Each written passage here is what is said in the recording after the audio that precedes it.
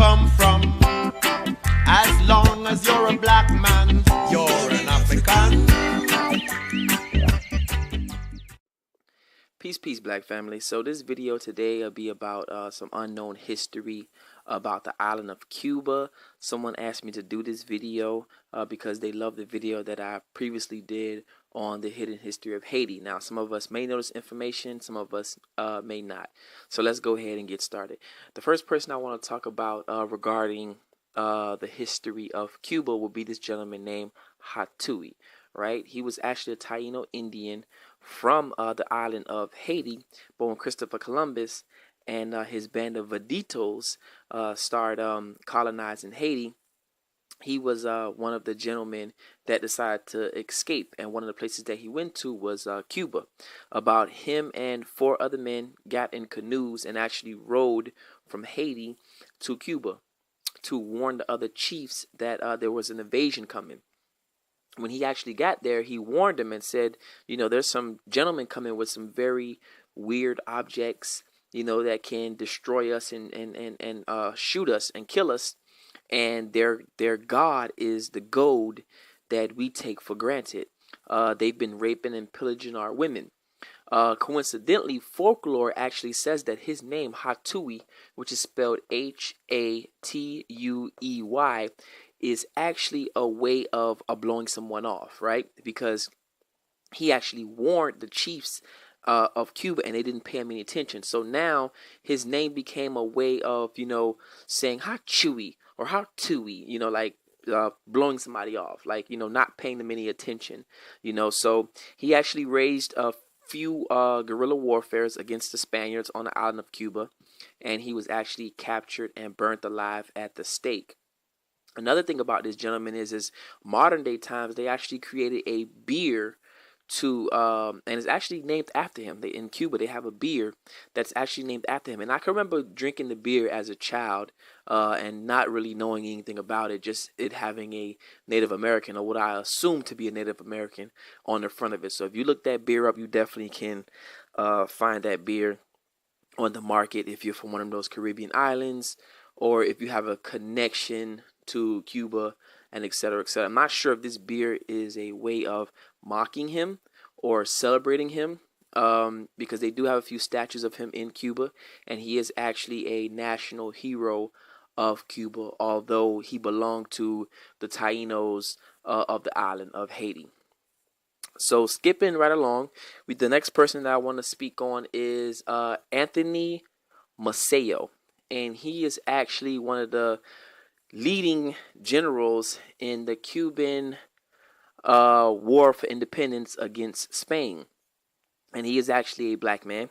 And over the times in history, they actually begin to Europeanize him and actually begin to lighten him up over the years. So you actually look at photos of Anthony Maceo, he will get lighter and lighter and lighter, but he was definitely an African man. After he died, they actually exhumed his body and did an autopsy on him because they wanted to see how much of him was what they classified as Negro, and how much of him was European, because he was a great general and actually one of the reasons why Cuba actually became independent from Spain. He commanded a large group of Afro-Cubans or Afro-Latinos or Africans or whatever you want to classify them as to fight against Spain, and he was actually one of the reasons why Cuba got its independence, and he is known as the Bronze Titan because of his fighting skill, the way that he actually handled the Spaniards. Okay, and he is very respected in my opinion, and should be more respected and should be given his right Afro status in Cuba and throughout the world, because a lot of people like to play with his imagery, okay, and paint him to be a European when he is not. Now, the next gentleman that I want to speak about will be Quentin Benero, right, who is also an Afro-Cuban freedom fighter, right? And he fought against racism on the island as well. He was also a founding father of the Cuban independence. He fought on the side of Anthony Maceo, and the interesting thing about it is that he was fighting for everyone on the island. He believed that equality was for everyone, free slave or free white man, that everybody should be free. Now, America actually heard about what was taking place in Cuba. Now, remind you, America was still in its pinnacle of being in fear of what took place in 1804 on the island of Haiti. So when America heard about the revolution that was taking place in Cuba with these Afro Cubans and these mulattoes, they decided they could not have that happen again. They could not have another free, colony of African people ruling and governing themselves, right? Because this would mean more places for African Americans to escape to get away from the Jim Crow South, and what would that do to capitalism? So they needed to squash that uprising of black people. So they sent their troops in about 1902 to the island. America actually came in and occupied Cuba in 1902. And when they came in, they brought their racist ideology with them. Okay, so they start passing laws, Cuban laws, right, about black people can't be in the police department. Black people are second-class citizens. Before then, there was an element of racism on the island by Spain, but America came and signified it the way America does with their racism. They made it, institutional in Cuba. Black people, had to go around the back. That whole type of, ideology they brought to the island. And the first president of Cuba was actually a gentleman named Thomas Paulman, right? And he was backed up by the United States. And the United States definitely was influential in destroying race relations after the Revolutionary War against Spain, because a lot of people don't know that mulattoes and Afro Cubans and a few Europeans actually participated in that war. A few poor Europeans participated in that war. But when America came in 1902, they definitely destroyed whatever little cohesiveness that was founded on that island during the revolution.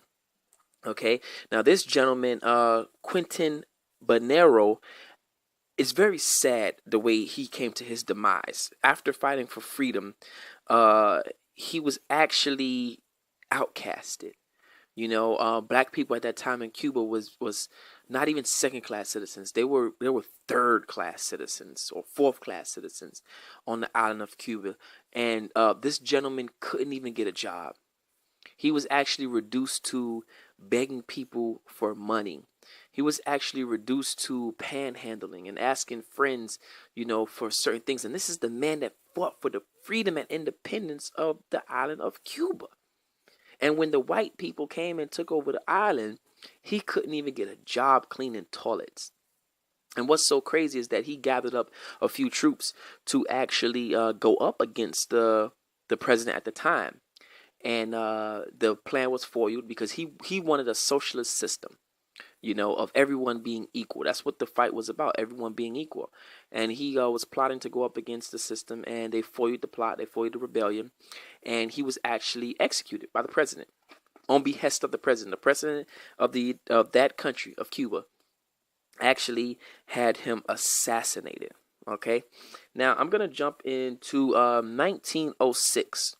Where a lot of people may not know about this history. 6 years, Cuba imported over 250,000 Europeans to the island, okay? Mostly from Spain. I apologize. 260,000 Europeans from Spain, because the population was so dark after slavery. It was a terror to some people in the ruling class. So they had to whiten up the population. So when you see those really, really white Cubans, those are descendants of people who came to the island from Spain or from Europe. That was one of the things that took place in 1906. It was the whitening process to whiten up the population in Cuba. Okay.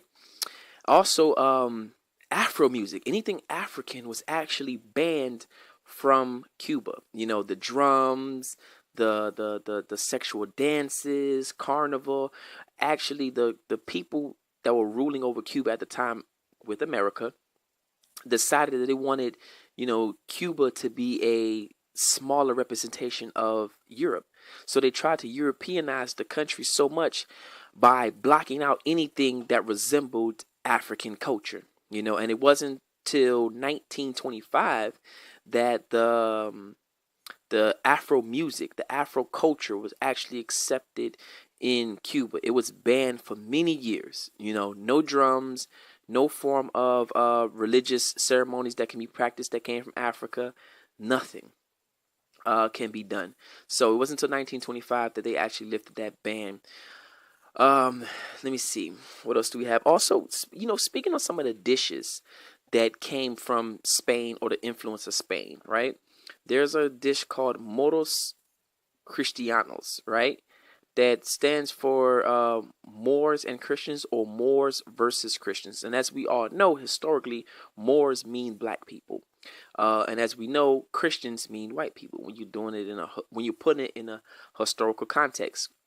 Now, the meal is actually black beans, and white rice. And this meal is called Moros Cristianos. And that just is kind of a representation to remind the wider Cubans that, it's black versus white. It's Moors versus Christians. And this meal is influenced by what took place in Spain in 1492 with Queen Isabella and King Ferdinand actually kicking out all of the Moors that were in Spain at that time. And as we know, Moors are Africans. So the beans, which are the Moros, represent the Africans, and the white rice represents the Europeans who are Christians. Okay. So now we're going to go into the Batista era, right? So Batista was actually outed by Fidel Castro. And Batista is a very peculiar individual because he is, some say, believed to be a mulatto, right? And someone that is very, very racist. He actually was in bed with the United States very heavily. There's actually, rumors that he was doing business with the mob. As we know, Al Capone had a hotel suite in Cuba at the time. So those rumors are, kind of confirmed. But I doubt they're going to be in any history books that Batista was in bed with the mob. But nevertheless, Batista was very much a racist, right? And now this is the point that I want to drive through.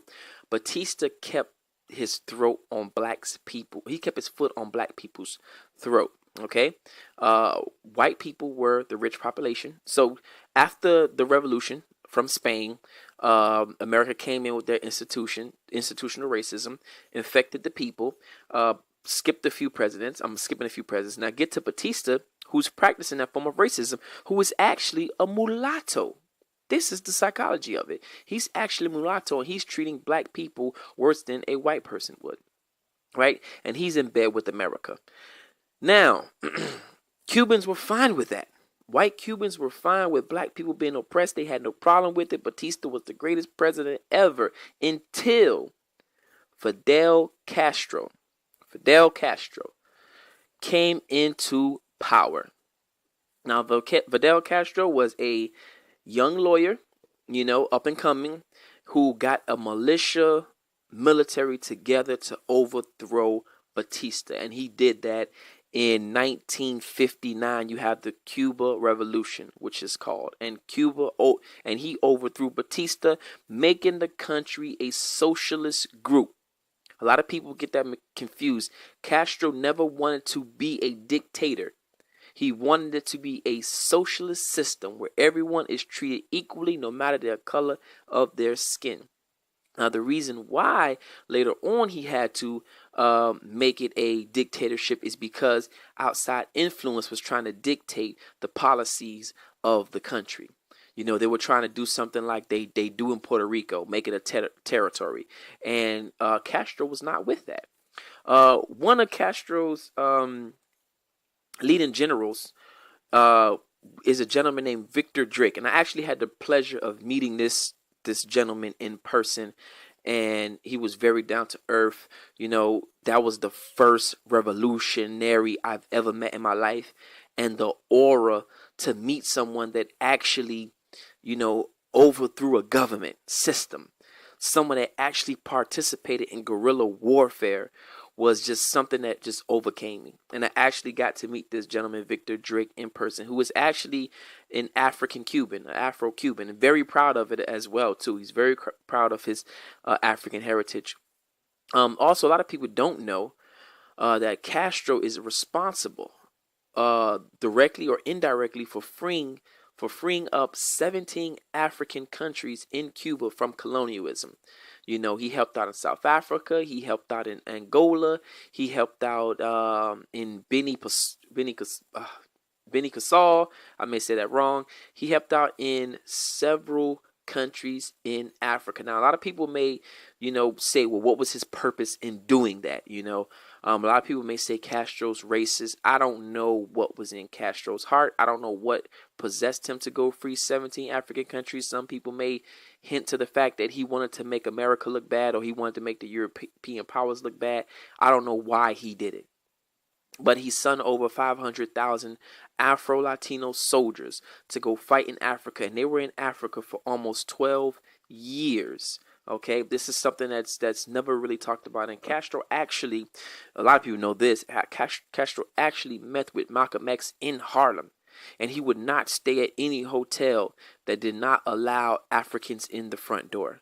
So he met with Malcolm X in Harlem and told Malcolm X that I will give you asylum if you ever want to escape to Cuba to get away from this wicked system. I will protect you with my army. And so that's why Ashada Shakur, Tupac's auntie, is possibly still in Cuba to this day, because Castro actually gave her asylum. Also, Castro said any African throughout the diaspora that wants to learn medicine, you can come to Cuba and I will educate you for free. You would actually go to college for free. So a lot of people go to Cuba, get their medicine license or doctorate or whatever, and then go back to their respected country, behest of Cuba. Okay. Now, Cuba, a lot of people may say, well, he became a dictator and he starved his people. That's not putting something into context, right? And what I mean context, you have to say, well, why did he go into dictatorship? Because he didn't start out being a dictator, right? He didn't start out, being this horrible monster that they paint him to be.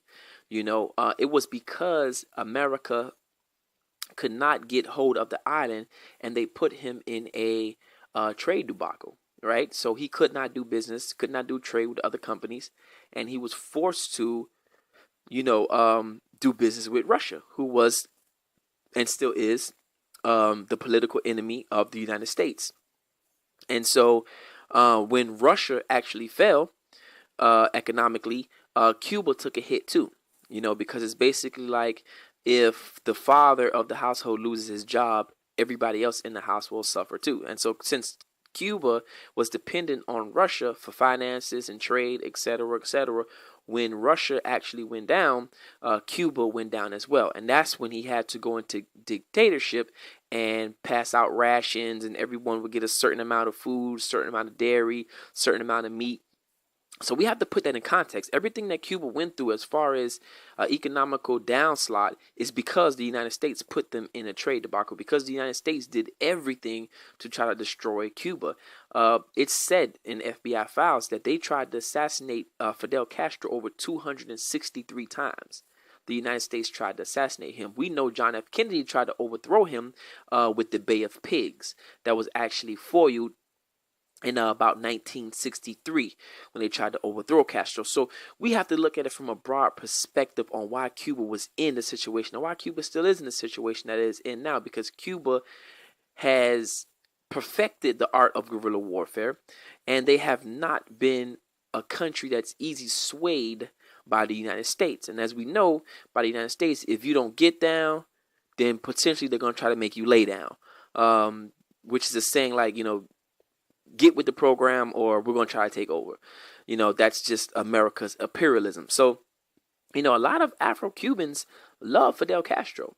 it tends to be the more white Cubans who don't like Fidel Castro because, they were all fine when Batista was in power. They loved it. When Batista was running the country, oh, we loved it. But when Castro came in and said, no, we're going to take all your businesses, we're going to take everything, and we're going to make this an equal playing field, because you have those businesses because of slavery, because you have those businesses because, you've been economically advantaged. And Castro took all that away. And that's where you get that migration of Cubans coming here to America in the 50s and the 60s to Miami, because Castro made things social. Castro made everything equal. And they didn't like that. They liked the way Batista had the situation going, right? So that was one migrant situation when Cuba transferred its powers, between Castro and Batista. The white Cubans got up and said, you know what? We don't like this socialist crap. We like being at the top. We like the system of racism, white supremacy. We out to America, where they practice a system of racism, white supremacy. That's why you have a lot of Cubans that came here in the 60s and the 50s. Also, the migration between Mario Boatlift took place in the 1980s, where America again was trying to make Cuba look bad, make Fidel Castro look bad. And Fidel Castro said, oh, well, you know what? You wanna try to make me look bad and open up asylum and a safe haven for any Cuban that wants to escape from being a political prisoner? So you know what Castro did? He opened up all his jails and flushed them out in the United States, right? And so, interesting side note, if you actually watch the movie Scarface, that's how the movie Scarface actually opens up, with Tony Montana coming here as a political prisoner from jail, and Castro actually did that in real life. He flushed out his jails, the bums, and everybody, and sent them to America and said, there you go, America. Okay, and he shitted on America once again. Also, when the Cubans came here, right, the Cubans from prison, the crime rate actually skyrocketed. There's a documentary called Cocaine Cowboys that touches on, how the white Cubans and black Cubans and Colombians came here and started a bloodbath, right? So I don't want to hear anything about black on black violence, because in the 80s, we don't call that Cuban on Cuban violence, when white people were killing each other in the streets, and the murder rate was up to 1,000 murders a year, okay? So that's just a quick, brief history about Cuba. I'm pretty sure there's a lot of things I missed out on, because, it's a very rich history and culture. No, actually, speaking on the culture of Cuban culture, right? So I discussed how Afro music or anything African was not expressed in 1920 up until 1925. I also want to touch on how heavily influenced now and before that Cuban culture is to African culture. As we know, Cubans practice a religion called Santeria, right? And Santeria is just an offshoot of what Yoruba is, or what Ifa is. It comes straight from West Africa. Actually, if you look at some of the deities or some of the saints, they are the same. You have Yama, you have Ungu or Ogun, however they pronounce it. You have the same structures coming straight down from, the Yoruba culture, because a lot of Africans came from West Africa to that island, and they brought their, religious beliefs with them. The music is heavily influenced by drums, heavily influenced by the rhythms that come from Africa. Right? And a lot of people like to say, well, Cuban music is African and Spain. No, that's false. It's 100% African. The reason why it's 100% African is because Spain takes its culture, takes its music directly from the Moors. Right? And we all know this. The Moors, the African Moors, were in Spain from 711 to 1492, when they were kicked out by Queen Isabella. So there is no such thing as a Spanish culture. Spanish culture takes its music, its drums, its piano, its violin, its everything from Africans, because Africans are the people that came in and civilized them. So now when you get to Cuba and you say, well, no, we get this music from Spain and from Africa. No, you get it from Africans. There's no such thing as a Latin or Spanish culture. It comes from Africans. It's all Africans. We brought in the piano that drums when you drum it on your back, and it loosens the mucus in your system, right? So we brought those things in. We brought the loot. We brought, the fruit. We brought the civilization into Spain. And Spain brought it to Cuba, but they got it from Africans.